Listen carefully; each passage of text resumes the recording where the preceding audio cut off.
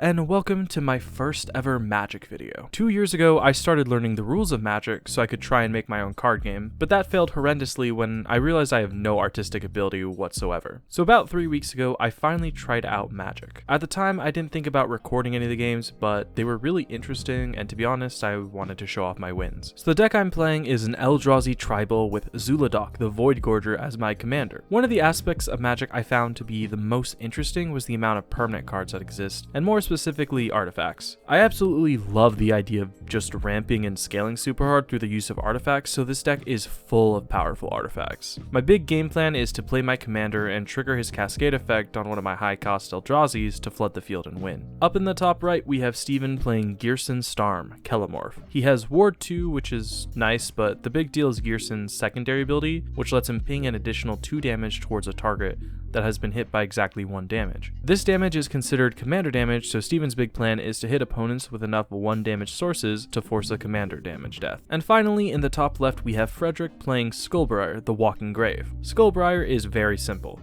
He's cheap, he's hasted, and when he deals combat damage, he gets a +1/+1 counter that remains on him permanently. The only way to remove these counters is to put Skullbriar in a hand or library, but since he's being played as the commander, he will never enter those zones, meaning he keeps his counters as long as he wants. So the big plan with Freddy's deck is to make big creature big, then swing.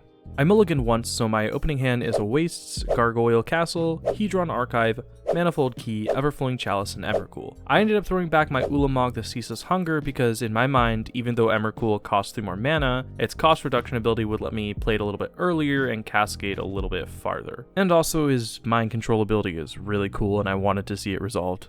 Turn 1 wasn't all that eventful. Freddy plays a Terramorphic Expanse and cracks it for a swamp. Steven played an island. I drew a Not of This World and play a Wastes, tapping it to play a Manifold Key. I didn't have a plan for this Manifold Key to be honest, and I don't even know if I used it once, but it was a 1-cost artifact and I didn't have anything else, so I figured I might as well play it now rather than wasting the mana.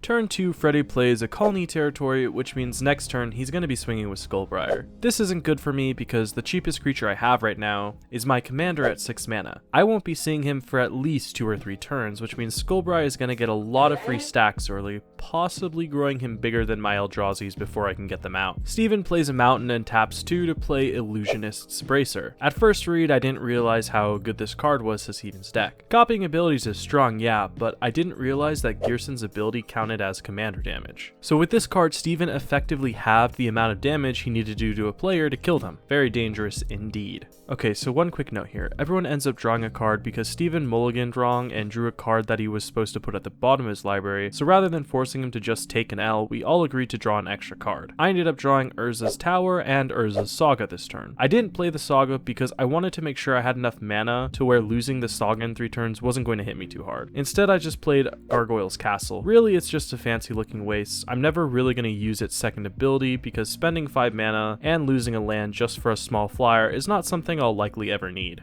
Alright, so turn 3, Freddy does as expected, plays a Tyrite Sanctum, then taps his green and black to summon out Skullbriar. He was terrified of the bracers, so he swung at Steven rather than me, growing Skullbriar to a 2/2 and taking Steven down to 39. For some reason, nobody seemed to care that in 2 turns Freddy could make Skullbriar an indestructible god off his Sanctum, but that's where my focus was the entire game. Steven plays an island, then taps 3 to play Gearson. I draw a Temple of the False God and I'm stoked. It'll be nice mana ramp in 3 turns, but in the meantime, I need some blockers.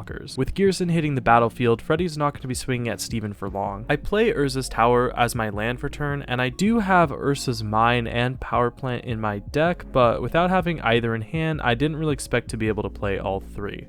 Freddy taps 2 to play a Rampant Growth, searching for a forest, and then swings at Steven, who obviously chooses to tank the 2 rather than sacrifice his commander, making Skullbriar a 3/3 and taking him to 37. For land, Steven plays a Reliquary Tower, then taps a blue and red for an Izzet Charm to draw 2, then discard 2. He swings at Freddy for 3, taking him down to 37. He passes to me and I draw Lightning Greaves. I play the Urza Saga this turn because I'm confident losing a land in 2 turns won't affect me. I have 4 mana, so I can finally cast my Hedron Archive and then immediately tap that for 2 2 more mana to play Lightning Greaves. The reason I play the Greaves this turn rather than waiting for an actual creature is because Eldrazi's cost a lot of mana. Both my enemies have their commanders out, so I need to be able to play my creatures ASAP. Yes, it's a little risky to play the Greaves because I'm basically saying, here's my protection without the danger, come kill it now before something big gets here. But I like the play because it basically saves me 2 mana for the next turn. I can play my Eldrazi and equip it next turn because of the 0 equip cost and work towards an Everflowing Chalice setup the turn after. Freddy plays a tap Temple of Malady, then taps 3 for a Feast on the Fallen. The big downfall of Skullbriar is his reliance on dealing combat damage to stack counters. This enchantment basically gives a fallback if Freddy can't swing, but also doubles the counters he'd gain if he did manage to swing in damage. Potentially Skullbriar could gain 4 counters per turn. He then swings at me for 3, turning Skullbriar into a 4/4 and my life total to 37. On Steven's upkeep, Skullbriar grows to 5/5 due to the Feast.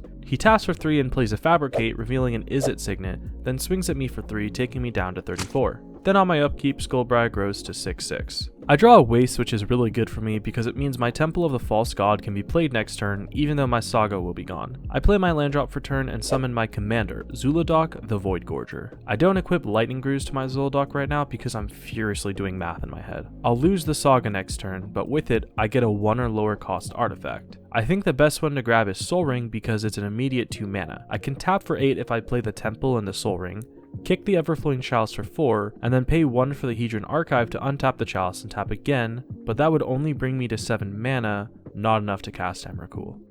Freddy taps 2 to play a Farseek for a swamp, then taps 3 to play Marwyn the Nurturer. He then swings at me and I wasn't sure if I should block. I really wanted to play Emrakul ASAP because he's cool and I've never resolved him, but also I desperately needed the Cascade triggers to get a board state. If I tank the Skullbriar hit, it becomes at least an 8/8 before my next turn, putting it out of reach of my Zul'Adok. I ask Steven if he can deal with Freddy if I sacrifice my commander, and he says he can, so I let his Skullbriar crash into my Zul'Adok. I didn't realize though that he still had 1 mana open, and he taps that to play Feign Death. Even though his Skullbriar doesn't deal damage, he still gets his 1/1 counter, making Skullbriar a 7/7 and killing my commander.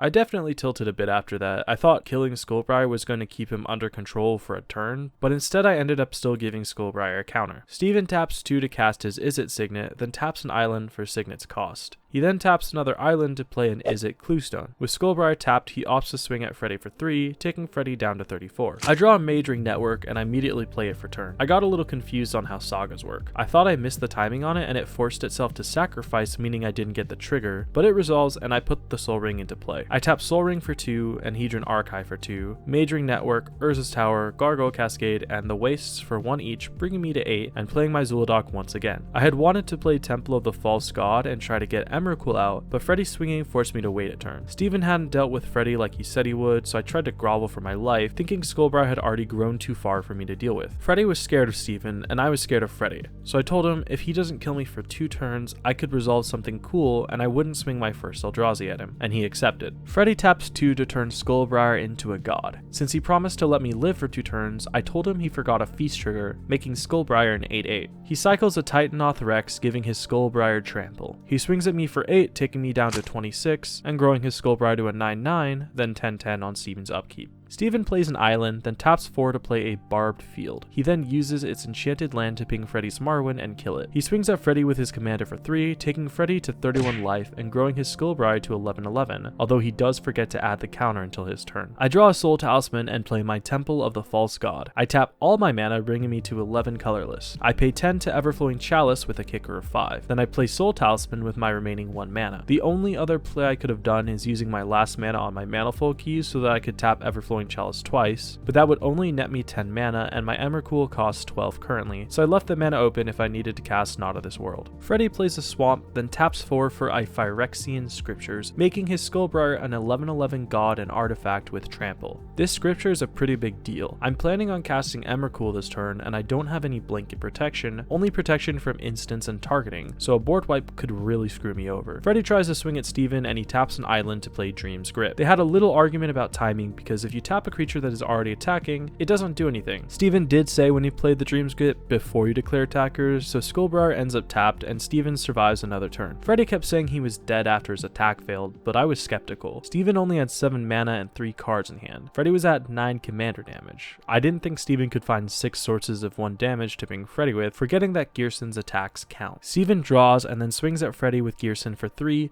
taking Freddy down to 28 life with 12 commander damage. Steven taps 5 to play Flame Fusillade. At this point I realized Freddy was very dead. Steven has 3 pings with his lands and 1 ping with his artifact. He taps the island for 1 damage, his commander triggers for 2, taking Freddy to 25 life and 14 Gearson damage. He taps a second island, taking Freddy to 22 life and 16 Gearson damage. And I'm sure you get the rest. He taps his last island, then taps his enchantment Barbed Field to finish Freddy off. With his last permanent, he taps his bracers to ping me for 3, taking me to 23 with 5 Gearson damage. I draw a Buried Ruin for the turn and immediately play it, then tap all my mana sources for 17 mana and cast Emrakul. Because Azula Dog, I cascade for 13 twice. One quick note, I put the cards onto my board rather than exiling them because it lets me show the cards easier and put them back easier. On my first cascade, I reveal a Tomb of the Spirit Dragon and a Forsaken Monument, which is probably my favorite card in this deck. I play the Monument, then cascade again, showing a Darksteel Citadel, Ancient Tomb, Wastes, Blink Moth Nexus, and Ugin the Ineffable. I now have to point out a massive mistake I made here. In my excitement about the second cascade, I ended up shuffling my Forsaken Monument from the first cascade back into the deck because I mixed it up with the cascading cards. My 2 Eldrazi should be 9/6 and 15/15, but oh well. I equip my Greaves to Emrakul and use Ugin's -1 to destroy Steven's commander. With an open board and a hasted Emrakul, I swing at Steven for 20 damage, taking him to 13 with 7 commander damage. So as part of Emrakul's casting effect, I get to control Steven this turn. His hand consists of a Cowardice, Pirate Ship, and Pemin's Aura. We draw for Steven's turn, giving him a Keldon Megaliths. Okay, so 100% honesty, I had no idea what I was doing controlling Steven,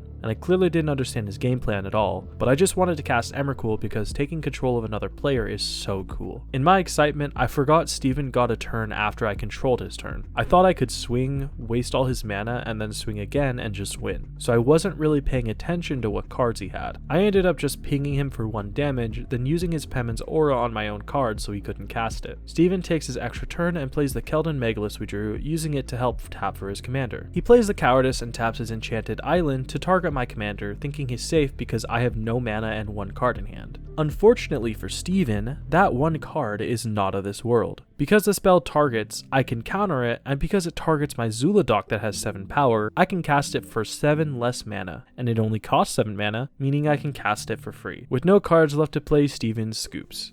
And that is the story of how I won my first commander game. Yes, it was fraught with errors. Yes, I may have been hyper-focused on the wrong target, but let me tell you, finally playing that counterspell that I had drawn turn 1 with no mana left, when it was the last card in my hand to completely shut down any hope of Steven mounting a comeback, that was perfect. Just the perfect scenario. So yeah, that was how my first win in Commander went. In my opinion, it was a very exciting game, and I truly believe any one of us could have won. As I said, I'm very new to Magic, but I've only played 1 game that was anywhere near as entertaining as this one. And coincidentally, I'm editing that one too. It has the biggest twist moment I've ever had in a card game. So if you want to see it, let me know down in the comments. Also, let me know if you like this style of editing with the game replay and the voiceover. I wasn't recording the actual gameplay at the time, so this replay let me bring the experience to you even if it was a bit scuffed. And one last thing, if you'd like to see some more Magic stuff, let me know. I always have a blast playing this game and I would love to make some more videos on it. But other than that, thank you for your time and have a wonderful day. I want it bad, that won't ever change.